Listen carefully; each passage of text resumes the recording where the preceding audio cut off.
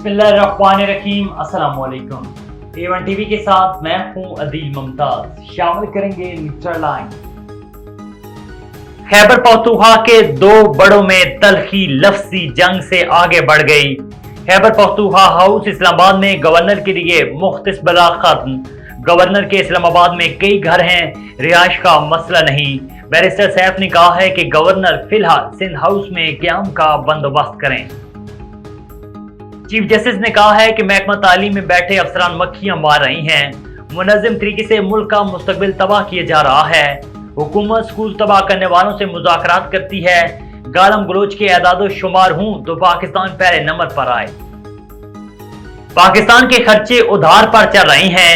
एहसन इकबाल ने कहा है कि हुकूमती उमूर दिफाई अखराजात के लिए उधार लेना पड़ता है।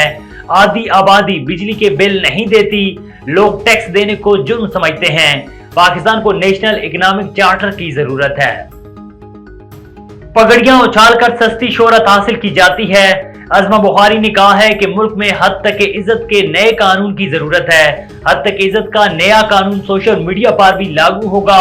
हद तक इज्जत बिल में बेहतरी के लिए तजावीज इतवार तक दी जा सकती हैं।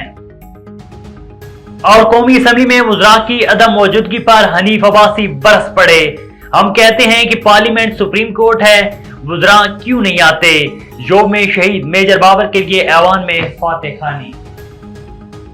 आपने जानी A1 टीवी के न्यूज स्टूडियो से फिल वक्त इतना ही। मज़ीद खबर और अपडेट्स के लिए देखते रहिए A1 टीवी। A1 टीवी, सब पे नजर, अंदर की खबर।